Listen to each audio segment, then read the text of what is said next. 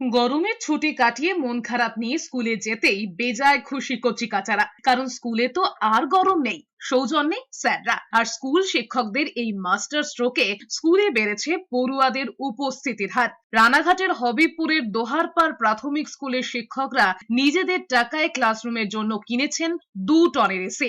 বাইরে যখন তীব্র গরমে টিকে থাকা দায়, তখন স্কুলে ঠান্ডা হাওয়ায় বসে ক্লাস করতে পেরে স্বভাবতই উচ্ছ্বসিত ক্ষুদে পড়ুয়ারা। দোহারপাড়া প্রাথমিক বিদ্যালয় পড়ুয়াদের সংখ্যা 52 জন, শিক্ষক এবং শিক্ষাকর্মী মিলিয়ে আরো 5 জন, ক্লাসরুম 2টো।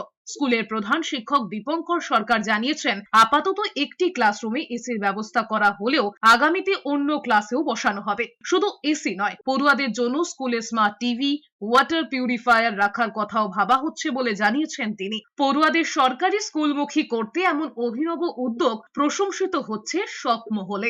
আমরা নিজেদের খরচাগুলো থেকে বাঁচিয়ে যদি কিছু সহযোগিতার মাধ্যমে এবং কিছু সহযোগিতা গ্রহণের মাধ্যমে এবং আমরা নিজেরাও সেই প্রকল্পে এই নিজেদের হাত বাড়িয়ে দিয়ে আমরা সকলে সমবেতভাবে বিভিন্ন রকম পরিকল্পনা থেকে একটা জায়গা তৈরি করেছি।